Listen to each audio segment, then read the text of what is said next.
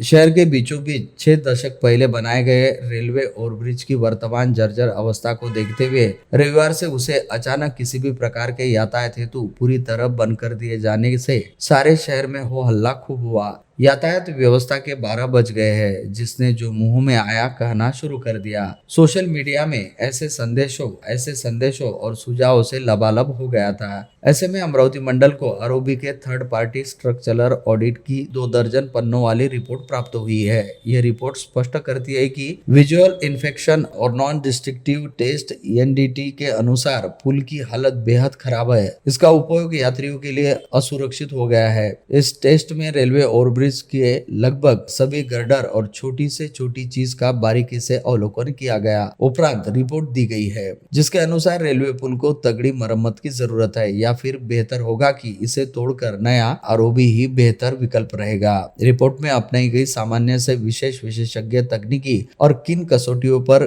पुल की क्षमता आदि को देखा गया, इस बारे में भी स्पष्ट रूप से जानकारी दी गई है, जिससे साफ हो गया है कि नया रेलवे ओवरब्रिज बनाना ही श्रेयस्कर रहेगा। अब अमरावती वासियों की कदाचित यही अपेक्षा रहेगी कि पुल निर्माण करना है तो शीघ्र से प्रारंभ और उसे पूर्ण किया जाए। थर्ड पार्टी स्ट्रक्चरल ऑडिट में राजकमल रेलवे ब्रिज की एक एक चीज का बारीकी से अवलोकन किया गया, जिसमें super structural street girder, bearings, विस्तारित जोड़, ड्रेनेज अप्रोच और सब स्ट्रक्चर का विस्तृत गहराई से अवलोकन किया गया। उपरांत एनडीटी टेस्ट की गई। इसमें भी हैमर टेस्ट और अल्ट्रासोनिक वेलोसिटी और हाफ सेल पोटेंशियल तथा पूरक कोरोजन टेस्ट शामिल है। सभी का अवलोकन कर यह रिपोर्ट तैयार की गई है। रेलवे ओवरब्रिज की संरचनात्मक स्थिति पर की गई विस्तृत जांच में चौंकाने वाले तथ्य सामने आए हैं। विजुअल इन्फेक्शन और एनडीटी से साफ हो गया कि रेलवे ओवरब्रिज की दशा जर्जर है। यह यातायात के लिए दिनों दिन असुरक्षित हो चला है। उस पर बेहद हल्के वाहन या टू व्हीलर्स भी मात्र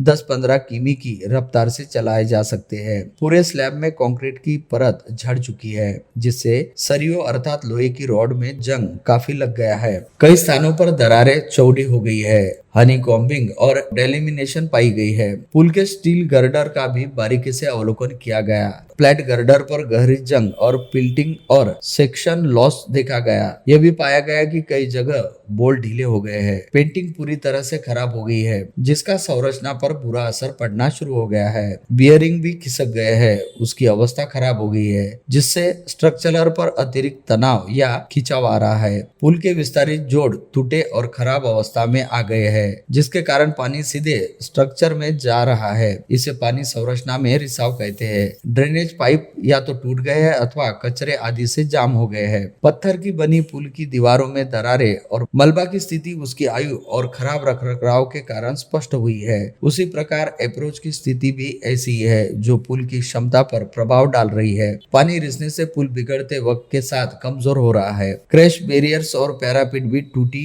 और खतरनाक स्थिति में आ गई है, क्योंकि कई हिस्सों में रेलिंग ही गायब है। हथौड़े से प्रहार कर पुल की मजबूती जांची गई, जिसमें पाया गया कि डेक स्लैब का कंक्रीट की दबाव सहन क्षमता कम हो गई है। इसे जांच में 10% मीटर से कम पाया गया। ऐसे ही अल्ट्रासोनिक प्लस वेलोसिटी टेस्ट में भी कंक्रीट की गुणवत्ता संदिग्ध हो गई है। उसी प्रकार हाफ सेल पोटेंशियल टेस्ट में देखा गया कि लोहे की 90% सरियों में जंग सक्रिय अवस्था है। रिपोर्ट के निष्कर्ष के अनुसार रेलवे ओवरब्रिज की हालत अत्यंत खराब है। यह किसी भी समय बड़े हादसे का कारण बन सकता है। तकनीकी टीम ने स्पष्ट किया कि वर्तमान अवस्था में अंतरिम उपाय करके कुछ समय के लिए पुल का उपयोग किया जा सकता है, किंतु इसे पूर्ण रूप से सुरक्षित मानना गलत होगा। विशेषज्ञों ने सुझाव दिया कि जर्जर ओवरब्रिज को शीघ्र बंद कर नया पुल तैयार किया जाए, तभी यात्रियों की सुरक्षा सुनिश्चित होगी। रिपोर्ट के अनुसार पुल पर एक लेन में हल्के वाहन 20 मिमी प्रति घंटे की रफ्तार से चलाए जा सकते हैं। उन पर भी पुलिस की निगरानी रहनी चाहिए। उसी प्रकार रियल टाइम निगरानी के लिए सीसीटीवी लगाने और हर सप्ताह पुल के महत्वपूर्ण हिस्सों का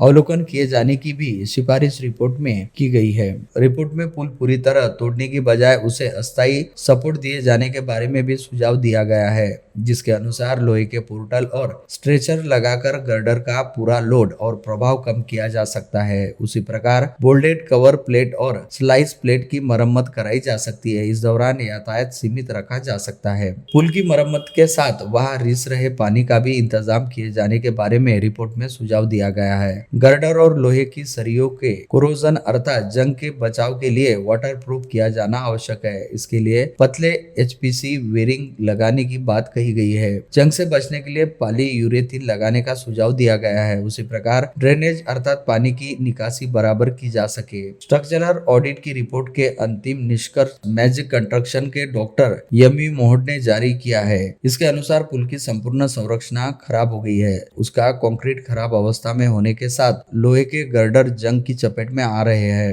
NDT जांच में यह भी स्पष्ट हो गया कि ROB गंभीर रूप से खराब अवस्था में पहुंच गया है। हथौड़ा टेस्ट से भी ब्रिज की मजबूती पर असर होने का पता चला है। UPV रिपोर्ट में भी पुल की अवस्था को संदिग्ध कहा गया है, जिसके अंतर्गत दरारें डेक स्लैब कंक्रीट में आ जाने का स्पष्ट अंदेशा है। हाफ सेल टेस्ट में स्पष्ट हुआ कि 90% से अधिक लोहा जंग की अवस्था में है। इन सभी टेस्ट रिपोर्ट का संयुक्त निष्कर्ष यही है कि RCC और स्टील कंपोनेंट्स की व्यवस्था अपनी मजबूती खो चुकी है। निष्कर्ष के मुताबिक ROB पर अब और अधिक भरोसा नहीं किया जा सकता। उसकी मजबूती सेवा की सुरक्षा असुरक्षित और जनता के उपयोग के लिए फिट नहीं कही जा सकती। अंततः ब्रिज को यातायात के लिए तत्काल बंद करने, उसके स्थान पर उपायों को अपनाने की सिफारिश की जाती है। संबंधित यंत्रणा को नया ब्रिज बनाने की शुरुआत कर देनी चाहिए। ROB स्ट्रक्चरल ऑडिट का मुख्य उद्देश्य उसकी मौजूदा अवस्था देखना और उस आधार पर आगे की कार्रवाई करना है। इस ऑडिट ROB के बड़े हिस्से की पहले ही जांच की जा चुकी है। शेष बचे भाग और पुल के सभी हिस्सों व बातों की जांच करना मकसद रहा। ऑडिट में पुल की खराबी होती अवस्था अथवा उसके विविध हिस्सों को पहुंची क्षति, जिसमें संपूर्ण डेक स्लैब, अधोसंरचना, बियरिंग, अप्रोच, गर्डर, ड्रेनेज, विस्तारित जोड़ का अवलोकन करना, पुल की वर्तमान अवस्था में क्षमता देखना और उस हिसाब से यातायात का भार कम करना। उस प्रकार किसी भी क्षमतापूर्ण सुरक्षा खामी को देखने जन सुरक्षा की दृष्टि से समझौता न हो जाए, इस प्रकार की बातों का अध्ययन करना, रिपोर्ट के निष्कर्ष पर उचित उपायों, मरम्मत, क्षमता बढ़ाना या नए निर्माण की सिफारिश करना अधिकारियों को सूचित करना है।